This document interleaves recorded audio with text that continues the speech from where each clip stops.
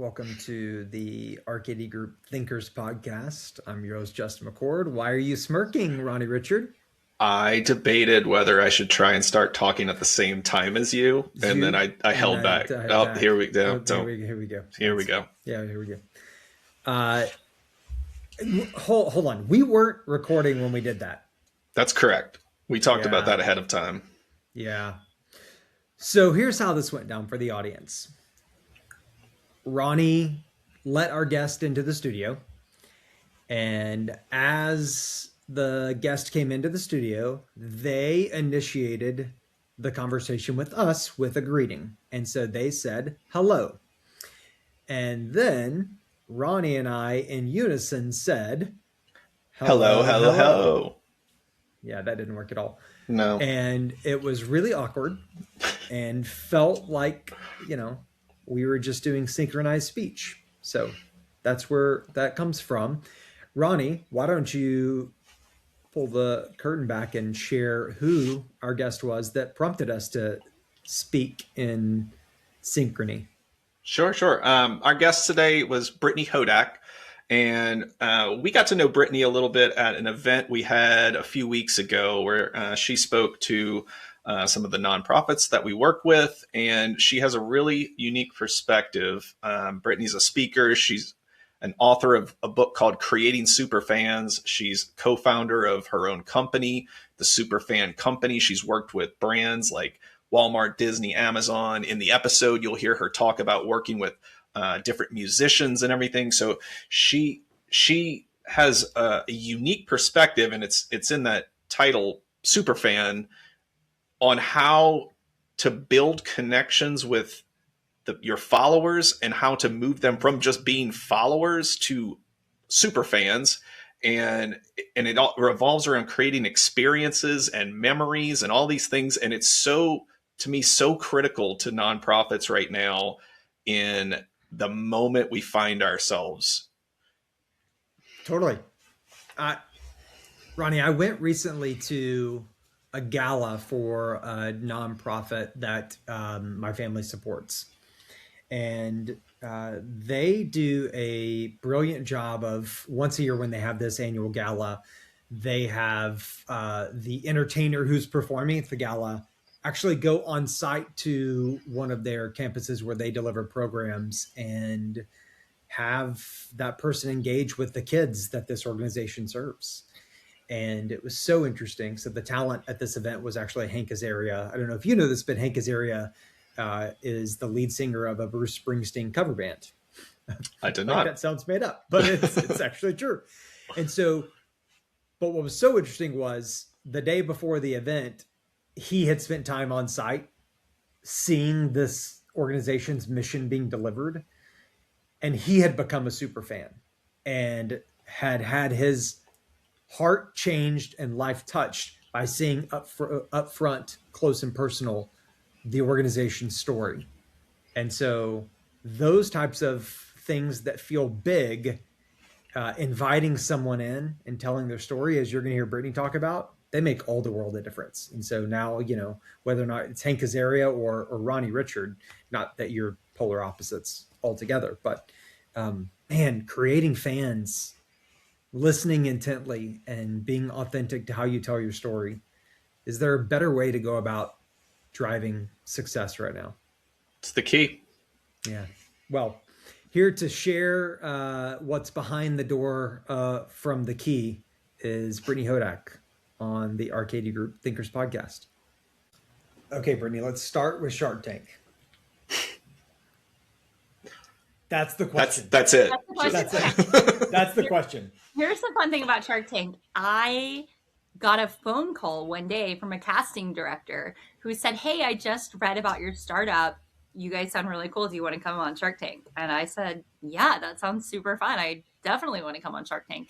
And so I've heard from other people who've been on the show about these like crazy audition processes and showing up for open calls and a million rounds of things. And I was very fortunate in that I recorded a quick casting video and they were like, "Yeah, great. Like you need to come to LA on this date." And so that part was really easy. The part that was a little bit taxing was I was running a marketing agency at the time, and we were Mhm. working with celebrities. And in order to be able to show all of the products, we had to clear name, image, likeness Mm. for like the biggest stars in the world, because the production company doesn't just want, obviously, to get rights for the United States. It's like worldwide in Right. perpetuity, ever and ever and ever. And so, but we weren't supposed to tell people what we were doing.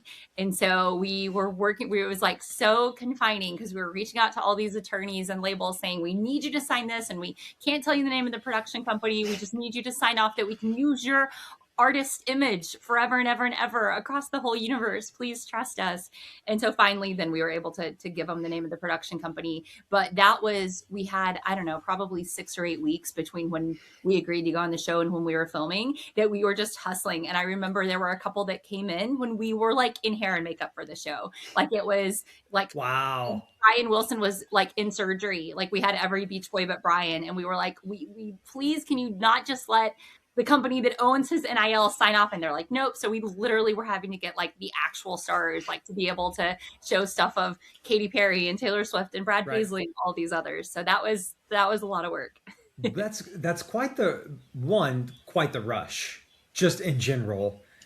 And I find that a lot of people that work in marketing company environments, agency environments, tend to have an addiction to rush oriented projects. And so I would think that there's a little bit of the thrill and excitement that drives a lot of that as you get that call up until, the hair and makeup. And how did you work on the story of the company at the same time as, obviously there's the team and you have resources dedicated to getting the rights to tell certain parts, but like the pitch itself, the story that you were presenting, how did that come together? So really it was just our origin story, and that was the producer had read our story. Mm. And so when he reached out, he was like, I want you to come on the show and say this, essentially, which was what he had read. So I always wanted to work in the music industry. Was interning at a label in college. It was, I don't know, probably 2003, 2004.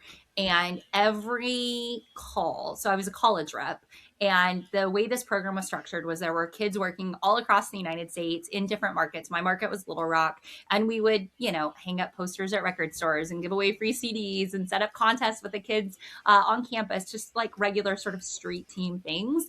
And then every 2 weeks, there was a different music executive who would get on a conference call with all 50 of us, or however many there were.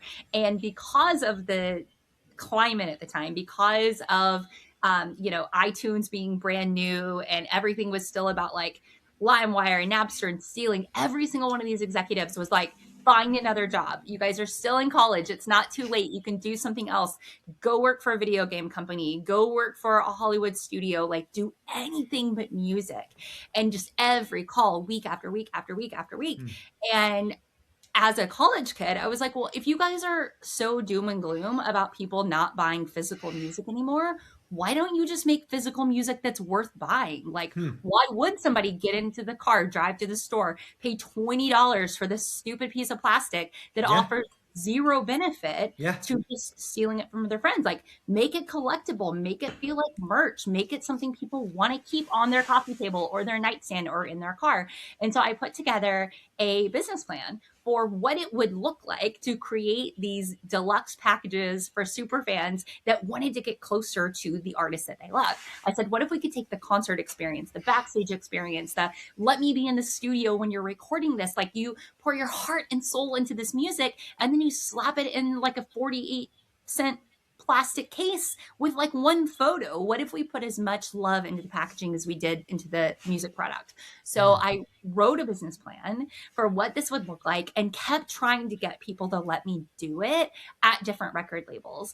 And I just kept being told no, or I would be told, that's not quite what we do. Like, let's tweak it to do this. It was always about the ROI. And I was like, we will sell a ton of these, but that's not what it's about. It's about creating something that fans want to collect, that they want to own, that they want to have.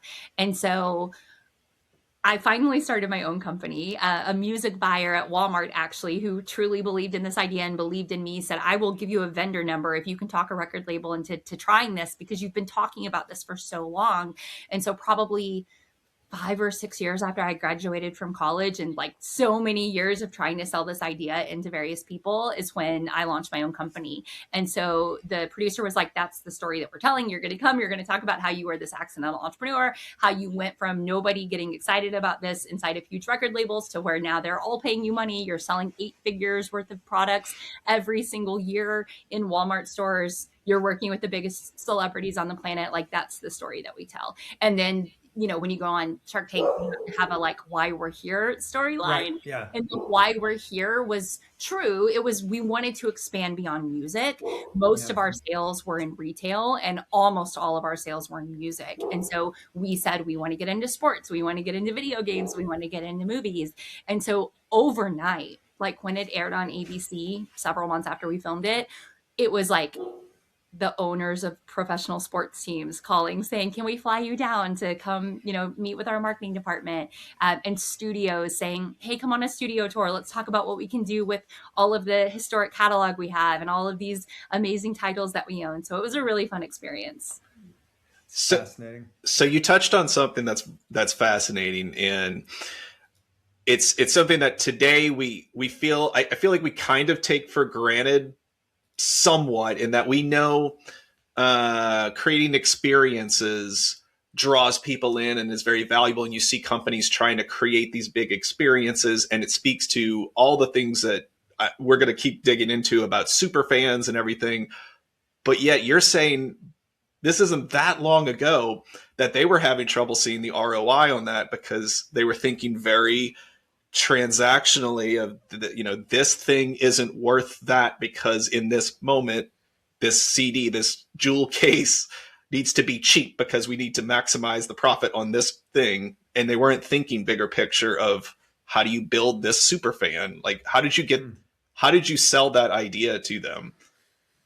You know, it's funny, to the record labels, I basically said, you have such a small influence on the overall picture for the artist. So this is around the time record companies were trying to lock artists into what they called 360 deals, which means we participate in everything. So we get a share of the revenue, we get a share of the touring, we get a share of all of the things, but those were still really uncommon. So I was like, okay, you already, like, your seat at the table is retail distribution of recorded music and streaming. Why would you not want to maximize that? Why would you not want to create something that creates more of an experience and an event around the one little slice of the pie that you have? I'm trying to help you expand your slice of the pie, to make it bigger, to give you more of a seat at the table, to be honest. And, you know, it's funny, one of the perception things that a lot of people get wrong about the music industry is they think that the labels have like all of this control and like they're the ones calling the shots,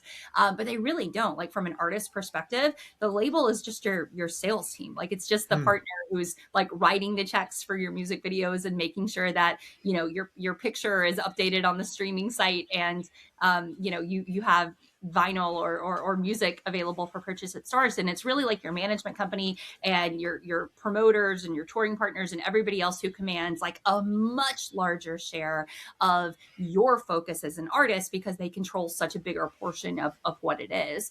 But people think like the record label is the sort of like, you win the lottery if you get signed to a label. And so that was really the pitch internally, was like, you guys want a bigger slice of the pie, you want a bigger seat at the table.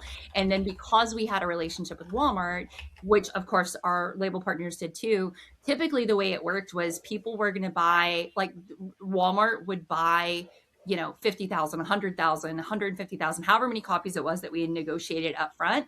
And they would buy those what's called one way, which means non-returnable. So we were saying, you're going to get this many millions of dollars of incremental revenue. They're not going to buy less of the standard CD because they're buying this. It's just now, because they're bringing in this much inventory, here's what it looks like from a CPG standpoint, where we can bring some sponsors along, where we can have a display in the stores, where we can get you on Walmart TV or Walmart radio, or just, you know, building like multifaceted, multi-layer campaigns that traditionally the label wasn't thinking about because they weren't having as many conversations with like the mascara partner or the wine partner or the, you know, beef jerky partner. So we could come kind of like be that bridge to say, when we all work together, it's 1 + 1 + 1 = 15, not like 1 + 1 = 2. What's so connective about this, well, there's a few different threads. You know, Brittany, there was a season of my life where I worked in minor league baseball, and at the time, this was in the early 2000s, and ownership groups for minor league baseball, like pre-Savannah Bananas, like tell as old a time in minor league baseball is it's more entertainment than sport. And so what are the things that you can do to wrap entertainment value around the experience that draws people in your target market, predominantly families, et cetera? And we were at the time even testing and exploring how do you create fan-rich experiences in how you present season tickets to the season ticket holder. So, you know, I worked for a year and a half with a paper engineer on the design of a pop-up book. There was a box that when you opened the cover of the book, the stadium itself popped up, right? And then you turn the page and it's like your season tickets. And so it's these little novel moments that truly matter and make a difference in anyone's connection to anything. You know, I was looking to the side. I actually have a photo back here of my oldest when he was 4 months old. Zoom in and see. That's him at 4 months old. That's me with hair. And in the middle is an athlete named Paul Pierce. My son is named after Paul Pierce, the basketball player, because I'm a Celtics fan, and I like to remind Ronnie of the number of championships that the Celtics have. We don't need to talk about that. We don't need to talk about that. And but so anyway, at the point at which Pierce was born, I fired off an email to like a handful of random email addresses from the Celtics organization with a pitch of, hey, this is the biggest little Celtics fan in Texas. He's just born February 12th of this next year. He'll be 4 months old. I know it's a ridiculous ask, but if it were possible, remotely possible for him to meet his namesake, Paul Pierce, that would make my heart so happy. And so help me, 2 days before the game that next February, I got an email. We got a yes. We got passes to the game. I got to take pictures with Paul Pierce holding Pierce. But what was even more important, because he doesn't remember that, is they gave us a box of things. And they gave us something that as a family, my wife and I like could never conceive that made that experience so much more worthwhile, right? Mementos, books, signed stuff, whatever. It, for their PR team, that was, I don't know, 15 minutes of effort.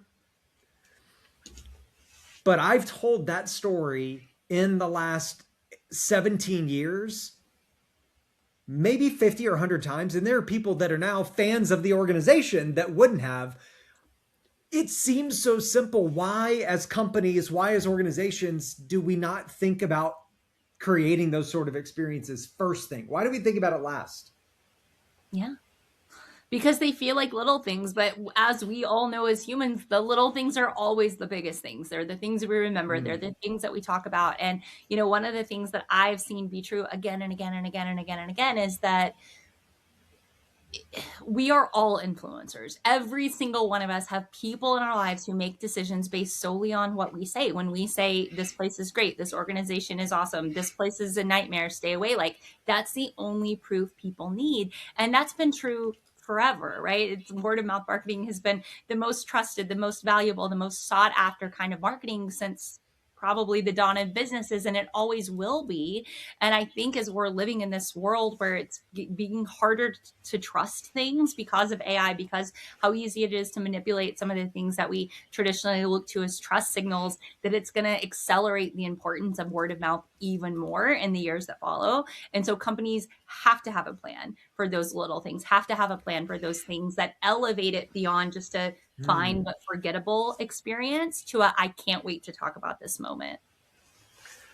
So when we're thinking about nonprofit organizations who, you know, we serve RKD Group, they're in this interesting moment right now where historically, maybe my parents' generation, for example, supported nonprofit organizations, these longstanding institutions, because that's what you did. That's part of who you are, and you support these organizations because they're making the world a better place. But we see today that for a variety of reasons, some of the some of the trust of the institutions has been lost, and it's not anything they one institution did specifically for the most part, but people are looking for other ways to give and other ways to support these causes, sometimes just giving money directly to someone else who's in need. So when we think about that from the nonprofit organization's point of view, they could certainly benefit from building these experiences and these connections with the people who support them. So when you think about your work in creating Superfans, what would you how would you coach a nonprofit, or what would you say to them thinking about all of that? Yeah, well, the first thing I would say is that super fans are created at the intersection of your story and theirs. So the first question you've got to ask yourself is, why do I deserve for a donor to continue to be loyal to me, to continue to give to me? And the hard truth is doing good in the world isn't enough, because there are lots and lots and lots of organizations doing good in the world and lots of individuals. And I think, anybody in the nonprofit world right now paying attention knows that their competitive set isn't just other nonprofits. It's every GoFundMe, it's every person in their community. There is no shortage of things that people can do. And when the need feels so great everywhere around us right now, I think probably a lot of people are saying, what can I do in my own community? What can I do with people? So I think it's probably never been more competitive from every direction, not just the ones that maybe 5 or 10 years ago you would have looked to and say people are choosing between X and Y, or if they're giving more to this, they're giving less to this. And so what you've got to do is make the case of why what you're doing is not only important, but also important to the identity of the person who's giving. Because when you can connect your charity story to that donor story, when they feel intrinsically linked, not only are they going to give more, but they're going to tell more people. And when you have donors that are creating more donors, that is when things become really sustainable. And the good news there is that it's often the low cost and no cost things that you have to lean into, that people are going to remember, that they're going to talk about.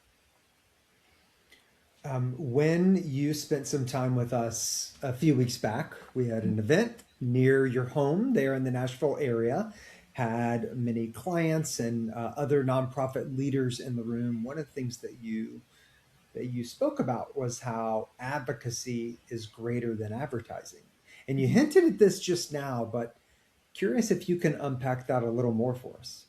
Yeah. So one of the stories that I shared on stage was I had dinner with a really fascinating individual at a conference, and he told me about a charity that he had founded because of something he had seen that broke his heart when he was visiting a country, and he had founded. Honestly, I don't even know if it's like incorporated as a nonprofit. He was just like, "Here's what we're doing," and I was like, "Man, that's really cool." And I found where he had talked about it on his social media. Sent him $1,000 after the dinner, just because I thought it was cool what he was doing. Forgot about it. A few weeks later, which happened to be like a day or two before the event in Nashville, he sent a video from he had like gone back to this country, and he was there with the children who were benefiting, and it was just like a 20-second video that he and they sent, and it was so touching and so heartfelt. And I don't know how many of those he recorded with those kids over the period of however many days or weeks he was there, but I know I showed it to my kids. I showed it to my husband. I would have posted it on my social media, probably under a different context, but I didn't because of what the message was. And I am certainly going to continue to be giving to that charity, to that cause, because now it feels really personal because I've seen it up close, and in a way that when you get a text video message feels different than like something you watch on Instagram or something you see. And so creating that kind of advocacy of like, wow, what he's doing is so great. Like, even though I didn't post that video, I've told so many people about what he's doing. I've shared his other public videos. I've shared that cause. And I know I've been the reason lots and lots of other people have donated in the few weeks since. And so that's like when you have donors that want to share your story, that attracts others in a way that you could never do. Because anytime you tell your own story, no matter how good you're doing it, like that's still just marketing. Like everybody does it. But when somebody who trusts you says, no, you've got to check this out, we listen with a different degree of attention. We trust it a little more when it's peer-to-peer. And that's what I mean when I say that, you know, advocacy gets your name into conversations that advertising could never reach. And it, when done well, advocacy, even to the point of like creating apostles, like there's like this bridge between those ideas. It communicates your story in such a different, authentic way than a connected TV ad, right? Exactly. Or a static, programmatic display ad, whatever, like those different things. All of those are important. The marketing channels are very important, but to your point, like the ability to tell your story and to do it authentically, that's a different lever that I think it's innate to every single nonprofit leader. I don't know that they always have the forum or the resources or can think through how to make the time to authentically capture and distribute their story in a way like that.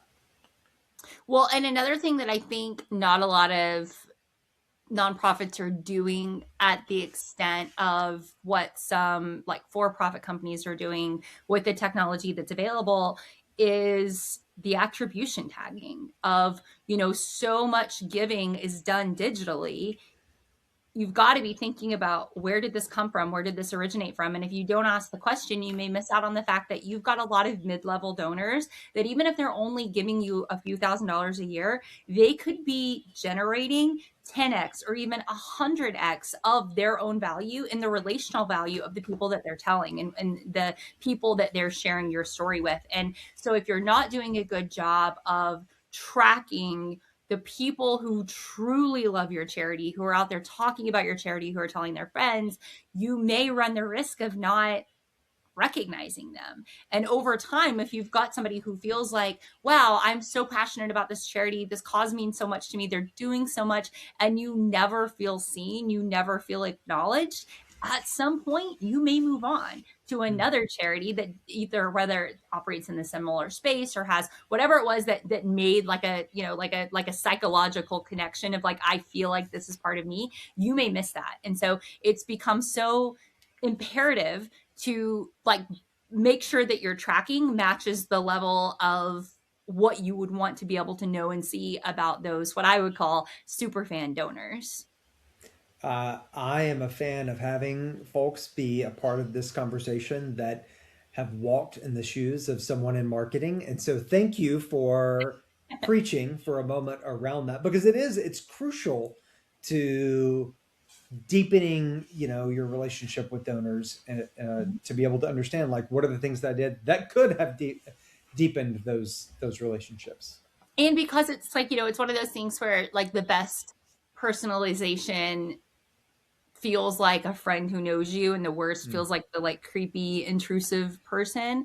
I get the ick anytime a brand is like, tell me more about what you did or what you said, because like you should know, like the technology exists. Like you should be reaching out saying, thank you for this, or we appreciate you doing that. Not like, hey, can you like do my homework for me and tell me what you think about or what you're doing?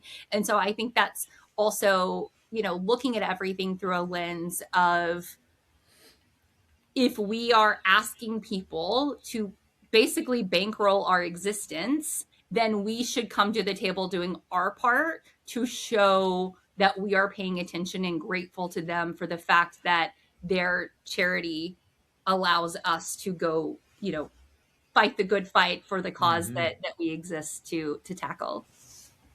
So if I'm putting on my development director hat and I'm saying, okay, Brittany, I hear everything you're saying and I agree with it, and that sounds like an excellent plan. I'm sitting here with a small budget. I've got so many things on my plate. I'm overwhelmed right in this moment. where do I even begin to start down this path? Is it setting up attribution like you were talking to? Is it, Justin, like you were referencing, creating some like a tactile experience of some sort? Like the pop-up book, like how do I get going down this path? Because it feels overwhelming in this moment. What would you say to them? I would say it's the things that you're forcing discipline around today that buy you more runway in the future, that are going to save you time, that are going to get you more donors. So even though it feels overwhelming, there's some things that are like you just have to do, because they're the things that are, setting you up for the future. Like we all wish we could have, gone back and bought the stock when it was cheaper, or put the money in to have it grow over time. So I would say figuring out attribution, even in like very small, clunky ways right now, of asking, what influenced your decision to give today, or how did you find out about us? Like just very, very basic, simple steps that can give you a little bit of intelligence. If you are overwhelmed and you don't have a big team, start with calls to a couple of your most generous donors and get to know what it is that you have done to make them feel so connected to and loyal to you. And they will appreciate that sincerity of you calling to say, I want to thank you so much, and I want to figure out, how we can continue to over deliver for you, how we can continue to exceed your expectations. So let's talk about what that looks like. And what I've found across every sector is that when you ask people to share, they will. Like, especially people who are giving money, they love for their voice to be heard. They love to feel like somebody who is in a position to act on their feedback is asking them for their feedback. So I would say, if it feels like you are too overwhelmed to listen to or get better attribution from your donors, you've got to figure out something to move off your plate, because that has to be number one. Because if you're not connecting your story to theirs in a way that is meaningful, in a way that you can maximize, in a way that you're measuring, then that is a recipe for disaster down the line. And in the short term could be creating some of the urgency around feeling like we need more, we need this, we've got this. Like those two things may be more connected than they seem on the face. I think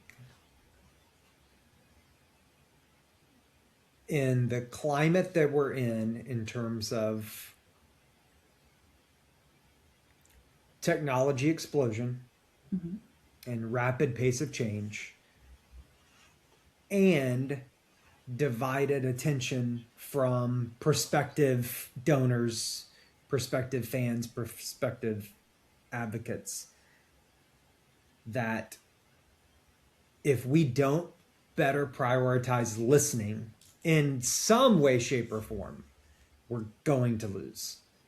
And so to me, whenever I hear you talk about attribution, that is a version of marking how you're listening to something, right? Yeah.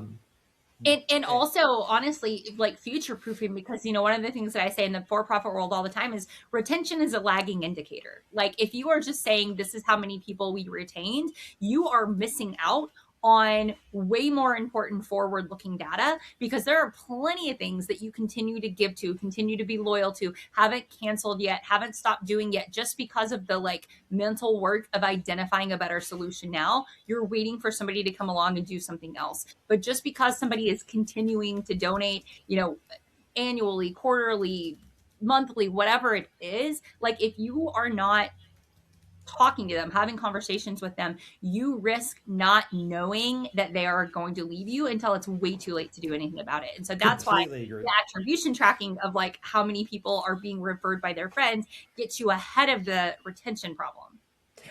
Brittany, I'll tell you, we have invested this year in even new ways of creating the context for listening, like reaching out to clients and saying, hey, we want to have a listening session. Like we've got a handful of questions that we just want to ask, right? So as opposed to, it's not supposed to be in lieu of a survey, right? Client level surveys or donor level surveys, customer level surveys, those are very, very, very important. But why not add on to that? And given that everyone shows up with their AI note taker at this point, you're actually collecting all sorts of data that then you can piece together and say, look at the patterns across 10 different listening sessions as to what it revealed about how we show up and where we need to be better. Like, so powerful for anyone in the context of leading any type of organization. Absolutely. Okay. There's one thing I have to know that it's been sitting out here. We talked about Shark Tank, but honestly, how did it go? We didn't ask how it went. Oh my gosh. Okay. I was on season 6, and at the time, my company had, I think, the highest ever valuation for a female founded company, and if not, like very near the top. We were offered deals from 4 of the sharks, and we did a deal, I say with like air quotes, with 2 of the sharks, and we're very excited to move forward. But then once we got into the due diligence period, it quickly became evident that this was like not a deal we actually really wanted to do, or that would add the kind of value for various reasons. So we ended up the fun thing about Shark Tank is that if the deal falls through before your episode is slated to air, they may not air your episode. And so it was a very long, drawn out due diligence period because we were very near the season finale. And so it was a lot of like, oh, unfortunately, our accountant's not available. He's out of the country again. Maybe we can talk 3 weeks from now. He's got a doctor's appointment again Exactly. today. Yeah, it was so we ended up not doing the deal in real life. But it was such a fun experience. It was very cool. And what's funny about it is, so it's been now like, I don't know, a decade since I filmed it. I still get people coming to my website for the first time all over the world because it airs in like 100 and something countries. And so it's like this little time capsule that people will, write in from countries all over the world. Or I used to like look at my Google Analytics and I would be like, oh, wow, like 30,000 people from, wherever were on our website this week. Like Shark Tank must have aired in Switzerland. So yeah, it was a really fun experience. That's awesome. Well, What? Brittany, I think that the ideas that you shared with our audience, also the ideas that are prominent in your book, and just helping center us on what it means to connect with people one by one, and then do that in a scalable format. I think there's never not been a need for that type of effort and intentionality. And I also think that there has never been a greater need than right now for it. And so we just really appreciate you sharing your expertise, both with our audience in person when we were together in Nashville, but even sharing some of those principles today as a part of this conversation. Well, thank you. I always say, if your donors aren't telling their friends about you, you're in trouble. And I know I've said that in this episode, but I want to say it again because I want everybody out there listening to say, are our donors talking about us to their friends? And if not, what do we need to do to get them talking? If they are talking about us, what are they saying? What are the stories that we're creating? What are the experiences that we're enabling? What is it that we're doing to become worthy of that conversation? We know that most people talk about more than a dozen brands a day on average. What are you doing to be part of the mix? Are your donors creating more donors for you? If not, that's your homework. Well said.